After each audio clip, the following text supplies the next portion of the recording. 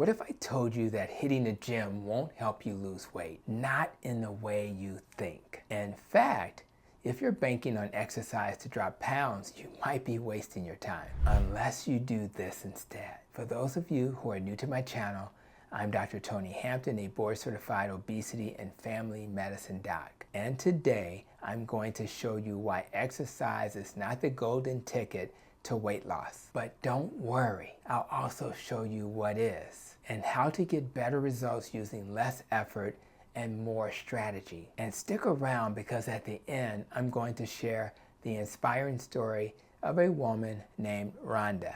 She's someone who lost 80 pounds and got off her blood pressure meds, not with the help of exercise, but through the power of nutrition. And believe it or not, she now has her own YouTube channel where she's sharing her journey with the world. Let's just be real for a moment. Most people think the first step to losing weight is buying a gym membership, hopping on a treadmill, maybe doing a few squats in their bedroom and hoping for the best. I used to think that too. But here's what the science and years of medical training and patient experience have taught me. Exercise is excellent for your health, but it's a terrible weight loss tool. It's like using a teaspoon to bail water out of a sinking ship when you really need a pump. Here's why. Your body is a master of adaptation. If you burn 300 calories on a treadmill, your body says, okay, cool, let's slow down the rest of the day to save energy. You may unconsciously move less. You may get hungrier. You might even overcompensate with a post-workout smoothie that wipes out the entire calorie burn. It's not your fault. It's biology doing what it's wired to do, protect you from starvation. Now I want you to think about return on investment. If you've got 50, 100, or even 200 pounds to lose, every minute counts. Would you rather spend hours exercising for a tiny shift on the scale, or use that time to address the root cause of weight gain and actually see progress? The answer is obvious when you think of it that way. Exercise has tremendous benefits, don't get me wrong, but when it comes to fat loss, you want to start where the payoff is the highest. So if exercise isn't the magic bullet, what is? Let me break it down for you. First, no surprise, it starts with food, but not just any diet. I'm talking about ways of eating that actually influence your hormones and metabolism. That's why I often recommend a low-carb, ketogenic, or even a carnivore approach, like the one Rhonda is using. These aren't just trendy diets. They work because they lower insulin and reduce cravings, and gives your body access to its own fat stores for energy. Let's start with insulin. When insulin is high, fat burning is turned off. It's like trying to burn wood in a fireplace while someone is constantly throwing water on it. Every time you spike insulin with a carb-heavy meal, or worse, constant snacking, you're putting fat loss on pause. But when you go low carb or zero carb, insulin levels drop. That turns fat burning on, and suddenly your body remembers, hey, I've got fuel right here in my belly. Let's use it. Then there's leptin, the hormone that tells your brain, I'm full, stop eating. In people with obesity, leptin resistance is common. The brain stops listening to that signal, and hunger stays high even when fat stores are overflowing. But as insulin drops and inflammation goes down, leptin starts working again. The appetite quiets. You don't have to fight cravings all day. You simply stop obsessing over food. Now let's talk about cortisol, your stress hormone. Chronic stress can raise cortisol, which raises blood sugar, which raises insulin. It's like a hormonal traffic jam. That's why part of the weight loss journey includes managing stress, sleeping better, and cutting out inflammatory foods. When cortisol is dialed down, your hormones work in harmony, and your metabolism breathes a sigh of relief.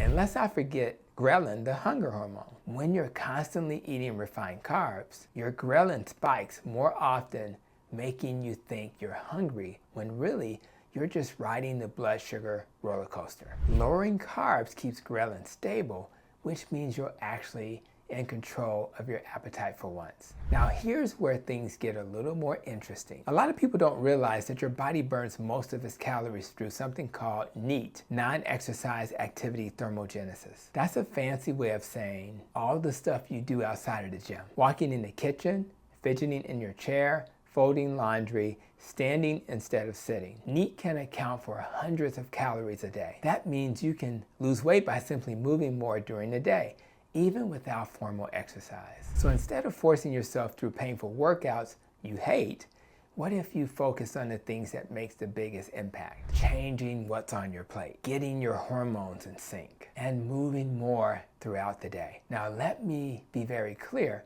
exercise is not the villain. In fact, it's one of the most powerful tools you'll have for maintaining weight loss. It supports brain health, improves mood, enhances insulin sensitivity, and helps you build lean muscle, which boosts your metabolism long term. But exercise works best when it comes after healing begins. And for people living with severe obesity, exercise might not even be an option in the beginning, and that's okay. You can still lose weight, feel better, and transform your life without doing a single burpee. And that brings me back to Rhonda, someone I had the honor of interviewing on my channel. When she started her journey, she wasn't focused on exercise at all. She focused on changing what she ate. Through a carnivore diet, Rhonda was able to lose 80 pounds. And more importantly, she got off her blood pressure medications. That's powerful. That's not just weight loss, that's healing from the inside out. Now she's sharing her story on her YouTube channel, Carnivore Leo, to inspire others who feel stuck. So if you're looking for hope, practical tips, and a dose of real talk, subscribe to her channel. And I'll link our full conversation at the end of this video so you can hear directly from her how she did it. So what should you do starting today? Number one, fix your food. If you're still eating processed carbs and sugar, that's priority number one. Look into a low-carb keto or carnivore lifestyle. Focus on real, whole, nutrient-dense foods that keep insulin low and energy steady. Number two, balance your hormones. Prioritize sleep, manage stress, stop snacking all day, and intermittent fasting can be a powerful tool once your diet is dialed in. Number three, move more. Not in the gym, but in life. Park farther away, take walking calls, get up and stretch during your lunch break. All of this adds up and help you burn fat passively. And number four, play the long game. This is a journey, not a sprint. Don't beat yourself up. Don't expect perfection. Just keep moving forward, one smart decision at a time. And if this shifted how you think about weight loss, do me a favor. Hit that like button and subscribe to the channel. And leave a comment below. What was the biggest myth you believed about exercise and weight loss? I'd love to hear your story. And don't forget to check out my full interview with Rhonda from Carnivore Leo. Her transformation is proof that weight loss isn't about beating yourself up in the gym. It's about fueling your body the right way. Remember, you don't have to run to change your life. You just have to walk in the right direction. I'm Dr. Tony Hampton, and I believe in you. Let's keep protecting our nests, and I'll see you in my next video.